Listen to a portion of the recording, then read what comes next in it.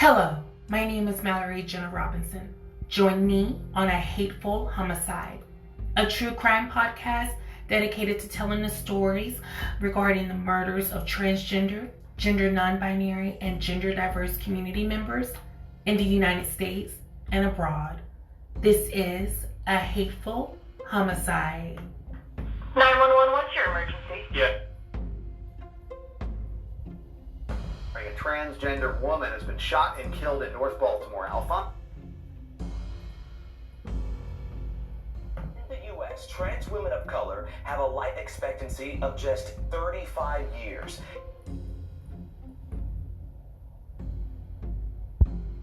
This happens on a daily. Another one of my friends got killed right up the street from here. These cases are true. The victims are real, and their voices matter. This is A Hateful Homicide.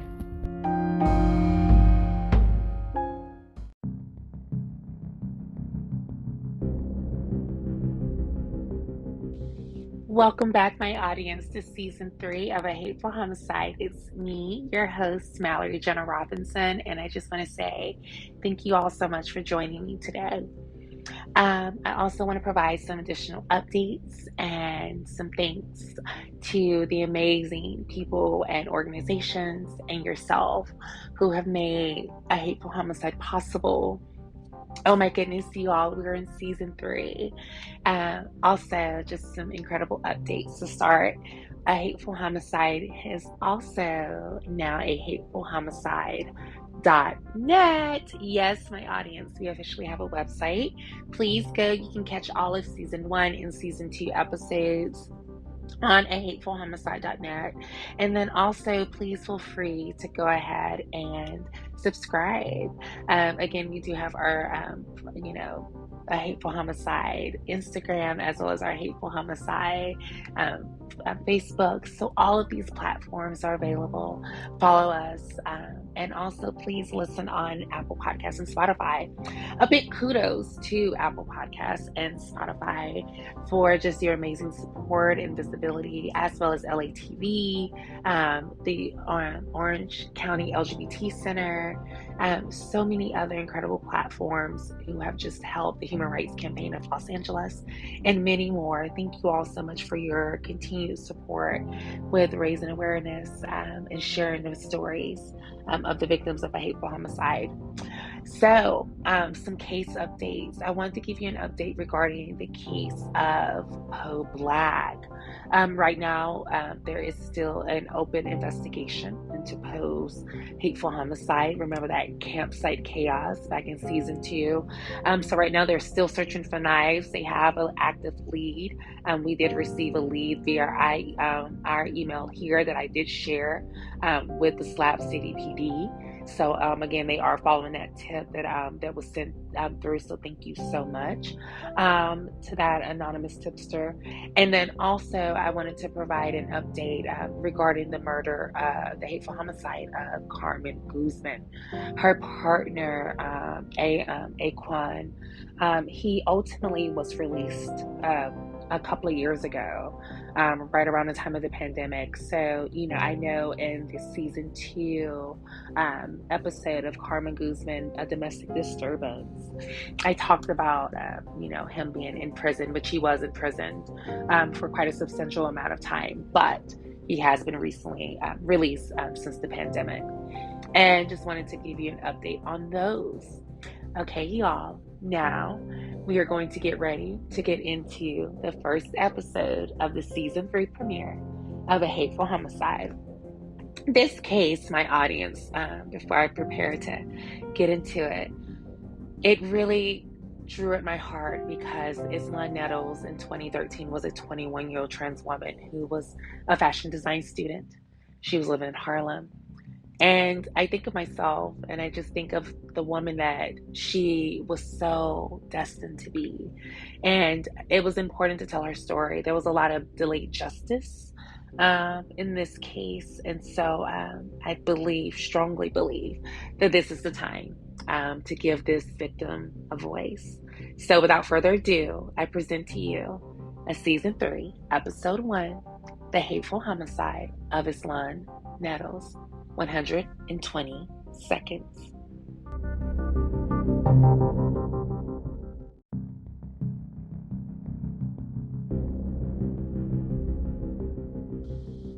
The murder of Islan Nettles, 120 seconds. Saturday, August 17th, 2013, Harlem, New York.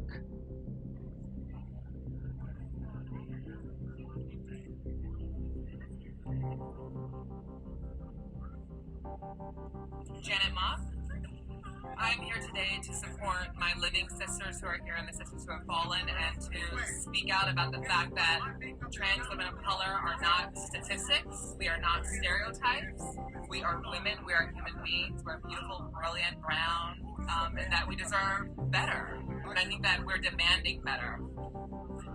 I would like us to gather together when it's not so sad, when it's not a memorial or vigil. I would like this many people, our allies, politicians, peacemakers, staffs of organization, to come out when we're organizing for other things as well. We're demanding that people stop stopping and frisking us, and stop profiling our sisters, and also stop abuse and violence that happens all the time, and stop the exiling in so many spaces. And there's so much more that we are than just the violence that comes on to us.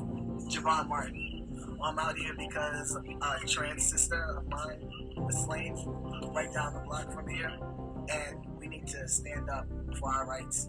Transgender rights, human rights, LGBT rights. Rights as a person, period. And if we come together in numbers, we can make a difference. A lot of my trans family are not visible because they fear for their own safety. And that's what's sad. You know, the trans women, they support a lot of organizations, and these organizations have to support them. It's Saturday, August 17th, 2013, in Harlem, New York. It would be the backdrop of one of the most horrific homicides. 21-year-old transgender female, Islan Nettles, is walking along just past midnight on that Saturday with two of her friends who also identified as trans women of color in the city of Harlem. It would be where she also encountered 25-year-old cisgendered black male, James Matthew Dixon. When she encountered James Dixon, within 120 seconds, what would happen next would shock even the most seasoned Harlem detectives. It all began in one of the districts and the boroughs of New York City. New York City, one of the largest cities in the United States, has 5 boroughs, and Harlem is one of them. Along in the Manhattan district, it is home to 21-year-old transgender female Islan Nettles. It's where she grew up.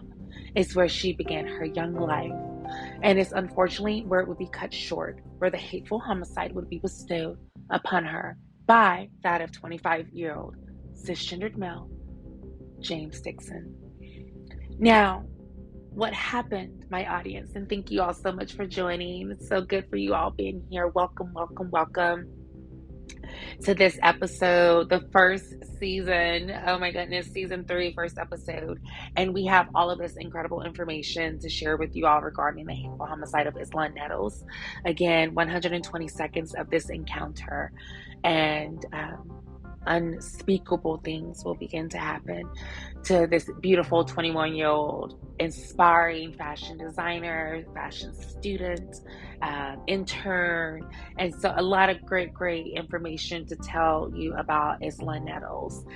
In this episode today, we're gonna, you're gonna hear from the suspect, from the actual convicted felon, James Dixon, and a reflection more recently within the 2019 2013 era, where he did an interview and reflecting on the 2013 hateful homicide of Islan Nettles. And, it's going to be really interesting as you hear that later on in this episode. But it really, again, gives you an insight into some of the psyche of these perpetrators.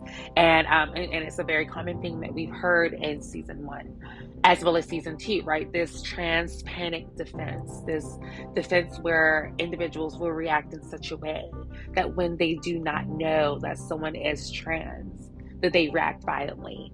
And this is what happened in this case, and according to James Dixon, when everything unfolds. But again, we're going to get into this a little bit more.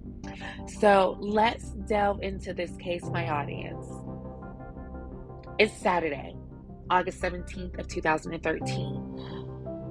Islan Nettles, an African-American 21-year-old trans woman, is walking along Frederick Douglass Boulevard between 147th and 148th Streets when she and 2 of her really good friends, both trans women of color, encountered James Dixon, a 25-year-old cisgender black male, and 6 of his friends.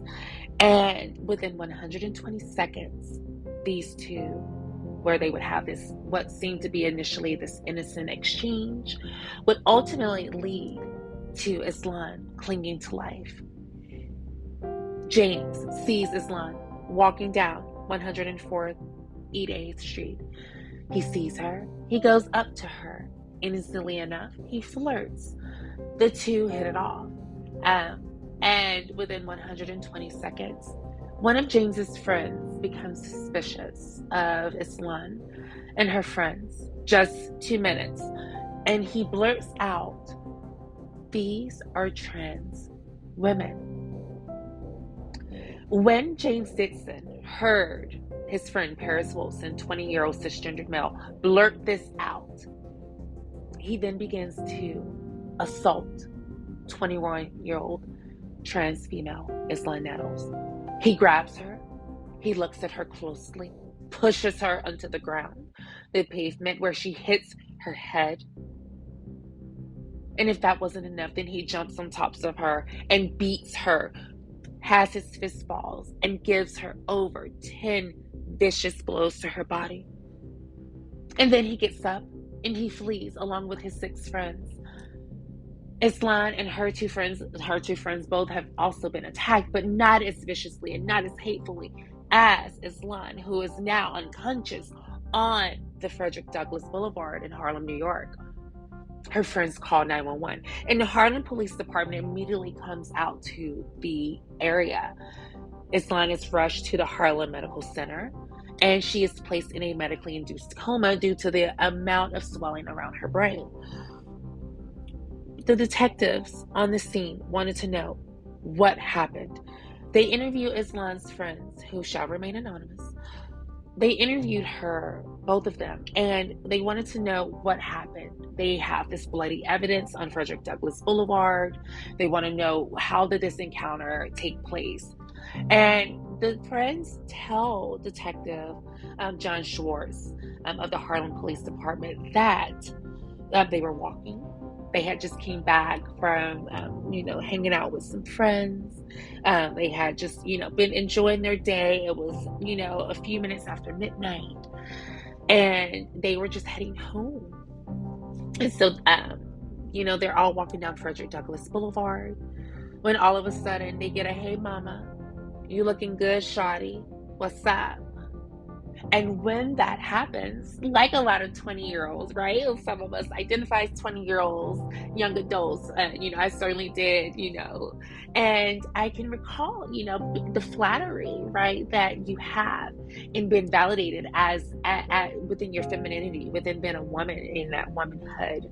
And so for Islan, I'm sure this was very jovial. It was very pleasing and happy and a momentous moment for her to be walking home after this great, Friday night with her friends, and then to encounter James Dixon, who seemed initially this harmless, kind of flirtatious, thin-framed, built African-American guy.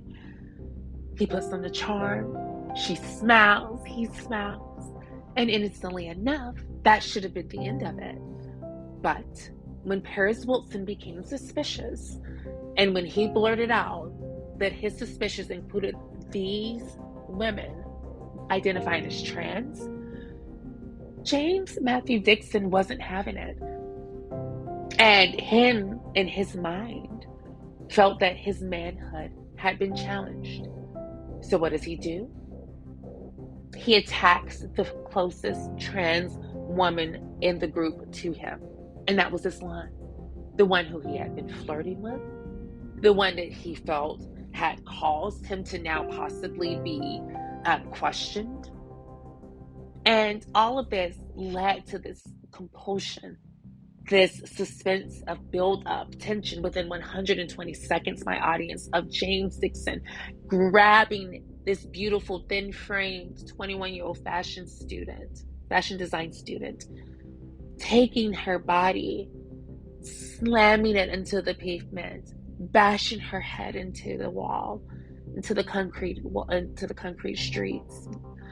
And you have this imagery of Islan thinking to herself that just a simple hi, a salutation, a hello, a flirtation has now led to this, her clinging to her life in the Harlem Medical Center.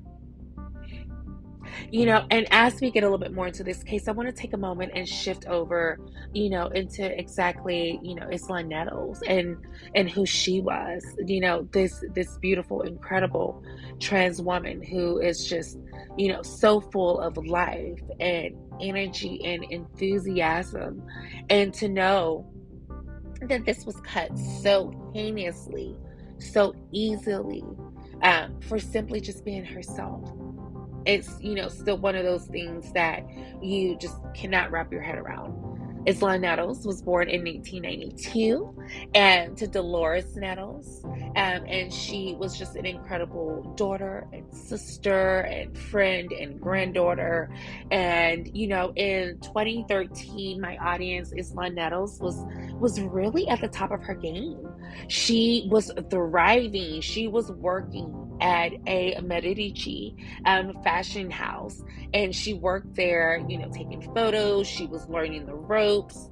She was really getting into her career as a fashion design student. She was very outspoken when it came to trans issues. She definitely was not someone who hid behind the she was already so well versed within her young life. She had a LinkedIn page, which also stated that she, again, was an intern assistant designer at the Harlem Fashion Company, again, a Medici.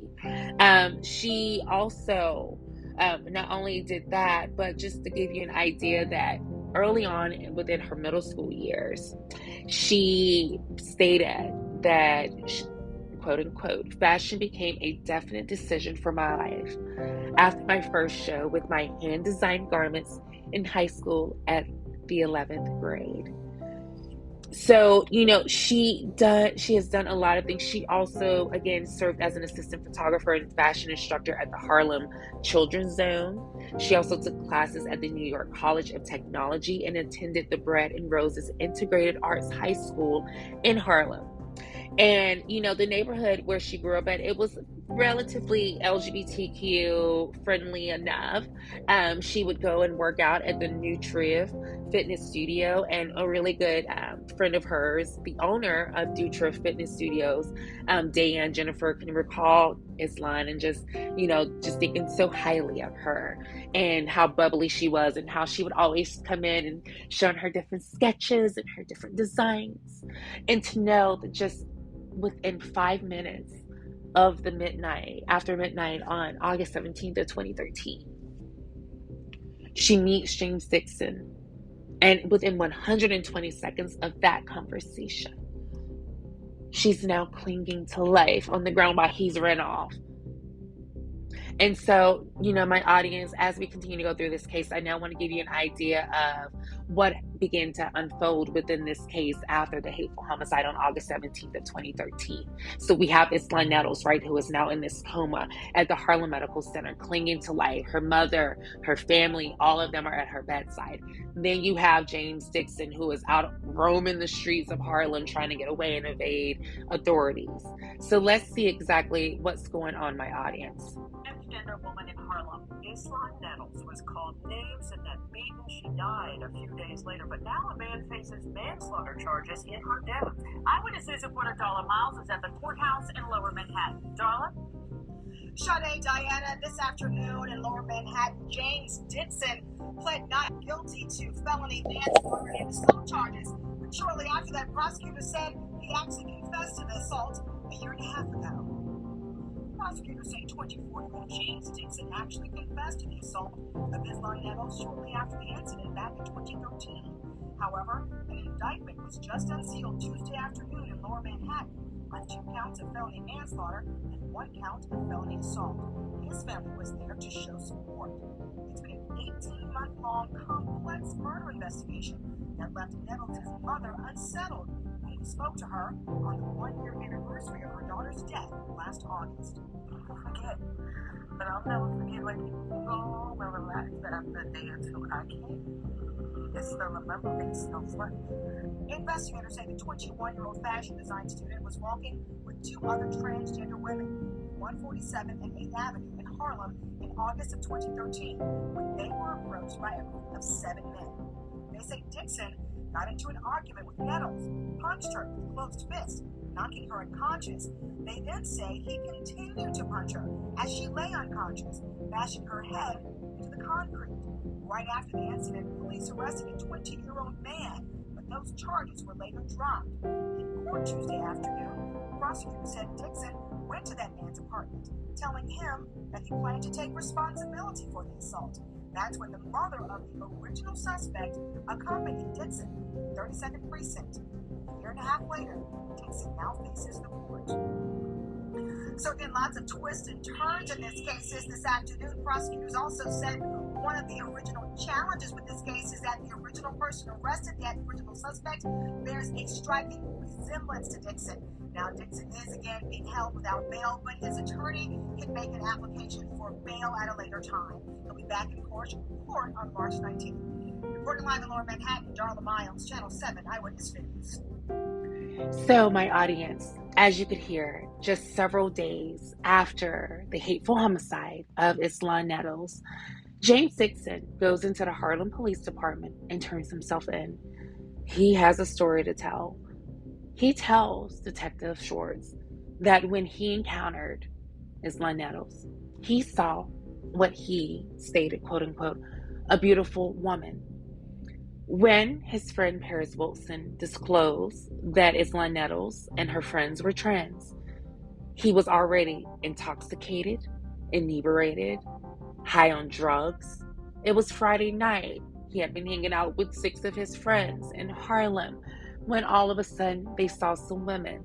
Was hoping to be able to go and have some casual fun. Well, that all blew up when Paris Wilson disclosed that Islan Nettles was trans. And because Islan didn't disclose herself, according to James, he felt disrespected. And so what does he do? He attacks her. And as you heard, not just once, but multiple times. And so he turned himself in on August 20th of 2013. At the time when he turned himself in, Islan Nettles was still on life support at the Harlem Medical Center. She did not officially, succumb to her injuries until that Thursday, August 22nd of 2013.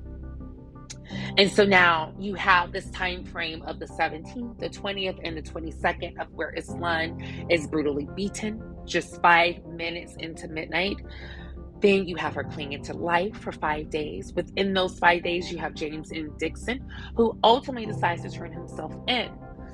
Partly because he knew that Islan's family was looking for him, and they were looking. But also because he knew that he wanted to take pride in what he did.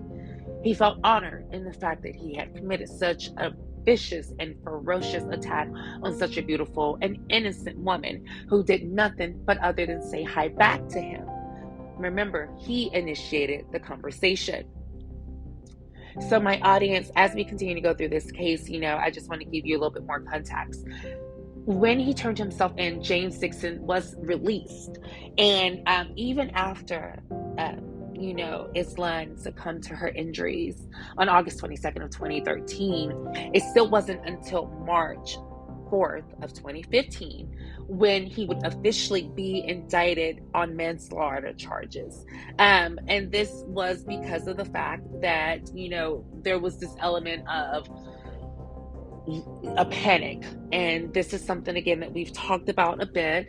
And you're going to hear a little bit more about this in a little bit, my audience. But again, this trans and gay panic defense, we heard this within season 2, again, with Brandon Tina's case, as well as some others, where individuals, when encountered with someone who is not cis hetero, right? Someone who is trans or someone who's queer, someone who they quote unquote do not identify with and or may not even support, that is when this panic comes in, and it also responds in physical violence and oftentimes homicides. And this is where the hate crime comes in at. But at this case here, Dixon was not charged with murder, which would have required proof of intent. And because there was no proof of intent, since he proclaimed that when he approached Islan that he was under the assumption and presumption that she was cis-identified. So therefore, since there was no deliberate intent, like he didn't see that she was trans and then therefore attacked her initially, like he went up casually approaching her. So since there wasn't no malicious intent initially, unfortunately that hate crime statute was not added to his charges. So he was charged with first degree manslaughter, and that is what he ultimately pled guilty to and was sentenced to 12 years. During his confession, Dixon said that his friends had mocked him for flirting with Nettles, not realizing that she was transgender. Furthermore, in an incident a few days prior to the beating, his friends had teased him after he flirted with 2 other trans women while he was doing pull-ups on a scaffolding at 138th Street and 8th Avenue. Dixon would plead guilty and again be sentenced to 12 years. But there is this, again, this build up. And this is where, again, these twists and turns within this case, because just a few days before, just 10 days before the hateful homicide of Islan Nettles, James Dixon had flirted with a couple of other trans-identified women. And again, he didn't, according, have, this idea. And, regardless of whether he did or not, that's not the point. The point is that someone's life has been lost because he could not handle, as you heard, his friends picking on him, mocking him, teasing him. And so, as we go through this case, my audience, it's just really important for us to think about, Islan and the impact that she made within society. And as you could hear in the audio evidence, August of 2014, a year after, they did this beautiful, beautiful tribute to Islan Nettles. And there was this call for justice, for action. Of course, unfortunately, as I stated earlier, justice did not come until March of 2015. So around August of 2014, this was the 1-year anniversary of the hateful homicide of Islan Nettles, where just within 120 seconds, she has now been basically beaten to death by 25-year-old cisgender James Dixon.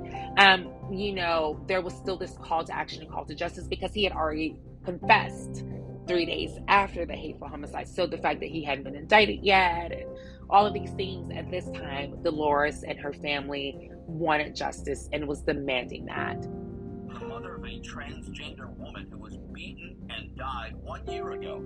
Still no charges in connection with her death. And today her mother spoke out, hoping that will soon change. Eyewitness News reporter Darla Miles joins us from Harlem tonight. Darla. Joe, prosecutors have said in open court that they don't have enough to take this case to a grand jury. One of the things that makes this case so complex at this point is that they have one man who was charged with assault initially, then you have a second who came forward later claiming responsibility. Well, after all of this in 1 year, Dolores Nettles says she's tired of waiting. It hurts. It really does. It hurts after all this time and nothing's happened. It hurts. No more birthdays, no more graduations. From this point on, there will only be annual commemorations of the day Islan Nettles left this earth. It's a day her mother Dolores torturously replays over and over in her head. What I could have done to make it better, I mean, somebody could have called me. I could have came up there. Maybe I could have stopped, things like that. Last August, her daughter Islan was walking on Frederick Douglass Boulevard near West 147th Street in Harlem. A group of men began making nasty comments to the 21-year-old transgender fashion design student. Investigators say it became violent, one man beating Islan in the head. 5 days later, she died. I believe whoever was there, and it was quite a few of them there, even though you didn't do the punching, it was still there. So I blame all of them. Paris Wilson was arrested and initially charged with misdemeanor assault, but a second person later came forward, claiming responsibility for possibly assaulting Islan. Prosecutors were ultimately forced to drop the assault charges against Wilson, and all of this has prompted transgender activists to push investigators to make an arrest in the case. We want justice for Islan. We want justice for every trans woman that's ever been murdered. A spokesperson for the Manhattan DA's office tells Eyewitness News this very much remains an active investigation. People forget, but I'll never forget. Like, people can go home and relax after a day or two. I can't. It's still a memory. It's still fresh. Now, the assault happened here near 147th and Frederick Douglass Boulevard, and investigators are still very much looking for leads in this case. So if you remember anything, if this story just happens to jog your memory, please call Crime Stoppers at 1-800-577-TITS. Reporting live in Harlem, Darla Miles, Channel 7, Eyewitness News. My audience, as we just continue to go through this, you can hear Dolores. You can hear her anguish. You can hear her pleas for justice for her daughter, this 21-year-old beautiful African-American trans fashion design student who was doing nothing wrong but living her best life. She had graduated high school. She had, given back to her community by, helping younger students and kids and youth with, fashion as aspirations at the Harlem Children's Center, taking pictures. And, what's important for us to remember, as Shanette began this episode, is that trans lives matter. Islan's life mattered. Her mother, like she said, she will never forget. And kudos to Dolores Nettles and the entire family who has just loved on and supported Islan. And it just means so much to me because, so many times in our community, we don't get that support from our families. And as I've worked with clients who have shared their stories with me about not having family support, and to see Dolores, so diligently fight for justice to assure that things would change, not just for Islan, but those before her and even those after her, has just been so inspiring. One of the things that, is important here in this case is the gay panic and trans panic defense. And so, it's still legal in, 40 states. And so at the time of Islan's hateful homicide, there was a law in place for the gay panic defense. And so this gay panic defense really was something that James Dixon, and his attorneys utilized as part of his defense. They stated, well, I panicked. Also prefacing the trans women that he had met on August 7th, that he had, been traumatized from that experience, been teased and mocked. He was drunk. And so unfortunately, it was the wrong place at the wrong time. And Islan was the unfortunate victim. Well, and because of all of this trauma and alcohol and abuse and all of these things of that nature, he panicked. And that was what was used. But it was Dolores Nettles and it was all of the other amazing people who worked so diligently to make sure that justice would be served for Islan and others, to make sure that this gay panic defense would not stay in the state of New York and the city of New York City. And so it was just really, really important to make sure that individuals like Lourdes Hunter, the director of Trans Women of Color Collective, her, along with Daquan and Dino, who was an incredible supervisor to Islan, her mom, spokespeople, all of these individuals collectively continue to make sure that Islan's case never got swept under the rug, to make sure that Islan's case never, went away. And even though, James Dixon only received a 12-year sentence, and, he will be eligible for release in 2027, so just within 5 years from now. So, just to keep that in mind. And for me, I'm always one of those, if you can do it once, you can do it again. And so I do just hope that while he's been incarcerated in New York, that he has become rehabilitated, possibly. But I'm going to leave that up to you in just a moment when I get ready to play an interview that he did with Vice TV. And it was just really, really interesting because he really has this idea of what a woman is, like a lot of cishet people do. There's still such an ignorance to seeing trans women as women, seeing us as the women that we are. And when that becomes clear, we're going to see a lot of reduction in this. I just know it. But in 2019, when Vice TV interviewed James Matthew Dixon in the New York State Corrections, he had this same mentality from 2013, just 3 days where he confessed, and he has the same mentality there. I want to, just first take you into, because I think this is important too. I really want to take you into James's 2013 confession. So it's going to tie in a little bit into the Vice TV episode, so follow along with it. But what's really great is that it gives you an idea of his conversation in 2013, and then I want to share a little bit of that conversation that he had with Vice TV in 2019, so 6 years after the Hateful Homicide. Years, and is still allowed in 44 states.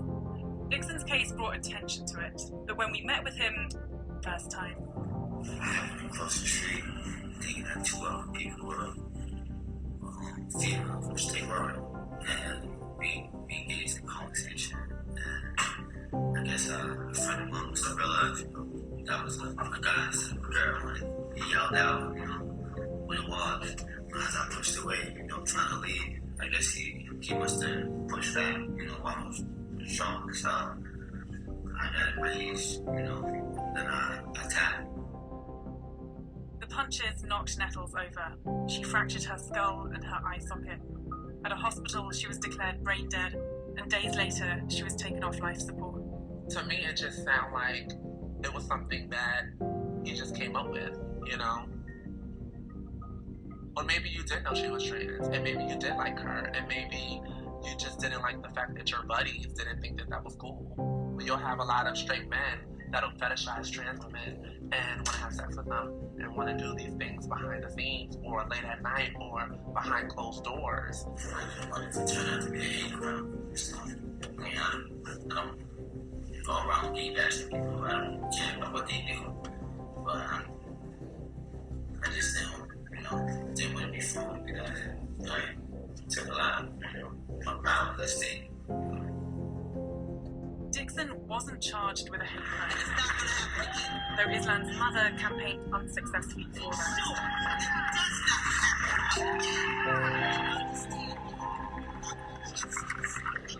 carved out a deal with prosecutors, pleading guilty to manslaughter for a sentence of 12 years, rather than the recommended 17, thanks to a legal strategy called the gay and trans panic defense. And again, that gay and trans panic defense, my audience, as you could hear from that August 21st, 2013 interview where he's interviewing with Detective John Schwartz, and he's, ultimately stating his recollection of the beating, again, just within 120 seconds of encountering Islan Nettles, where, again, you could hear him state he saw her, he felt food, he felt that his pride was at stake, and all of this ultimately led to him, just pushing her, and then when she pushed back, a fight ensued and he got the better of her. That is what he wanted the detectives to believe, and that was what he stated on August 21st of 2013. But again, I want to take you fast forward to April 4th of 2019. And again, it's an interview done with Vice TV regarding just a follow-up on the case, and really getting into this idea of if James Dixon felt remorse, if he felt some sense of sympathy or empathy for the family, for Dolores, and the pain that she's been through, and the fact that she's wanted justice for her daughter. And you still have, and when you hear the interview, you still have this idea of where he just does not get it. But again, it's really interesting, because what's heartbreaking is that you can see that, as I mentioned earlier, is that you hope that within 5 years that he has until he's released, that he will be rehabilitated. But again, I'll let you be the judge of that here. Mental condition. But the defense has been around for almost 100 years and is still allowed in 44 states. Dixon's case brought attention to it, but when we met with him, his story had changed from what he told the cops. I really wasn't in a sober mind, sometimes a kid. I just happened to fall as I ran across the street and just collided and everything just went wrong. You just bumped into her? The version of events that everyone else there, including yourself, at one point have said is that you walked down the street, you got into chatting to Islan Nettles, you believed that she was a woman, you were hitting on her, and someone told you that she was a man. At that point, you got extremely angry, you asked her if she was a man, and you beat her. That don't even sound. How does that really sound to you? It sounds a lot more realistic than you tripping into someone and then beating someone to death. You don't beat someone to death unless you have some real emotion behind it. Not at all. It's people attack people for no apparent reason. It just happens. Wrong place at the wrong time. Being with the wrong people. We've been writing letters to each other, and in the letters you wrote, "I'm attracted to females and females only." Yes. What do you mean by that? Like someone as yourself. You're female. You're very attractive. Thank you. I don't think we need to get into that. Why is it important for you that you tell this version of events? Because that's what actually happened that night. Nothing in them statements and those videos was true. Critics of the gay and trans panic defense say it lets defendants like Dixon change their stories and manipulate the facts to escape accountability. But Dixon is one of the last New Yorkers to actually use it. The state banned it last month. This bill is dedicated to the memory of Matthew Shepard and Islan Nettles, two proud members of the LGBT community who were murdered and whose sexual orientation and gender identity and expression was used against them. I vote aye. Someone being trans doesn't excuse you from murdering someone. You're taking someone's life. This is a human being. Ladies and gentlemen, let me know this category is the second category here in Olympic Falls. Every girl that hits the floor tonight wants to win. Every girl that hits the floor tonight wants to make a moment, but it's I think that there's a lot of lovely girls that don't know that they're lovely. Us as trans women are oftentimes told what is wrong with us opposed to what's right.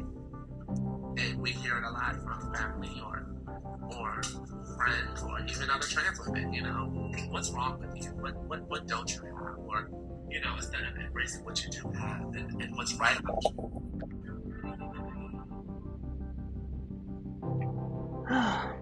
My sister, Islan Nettles, born 1992 and resting on since August 22nd of 2013.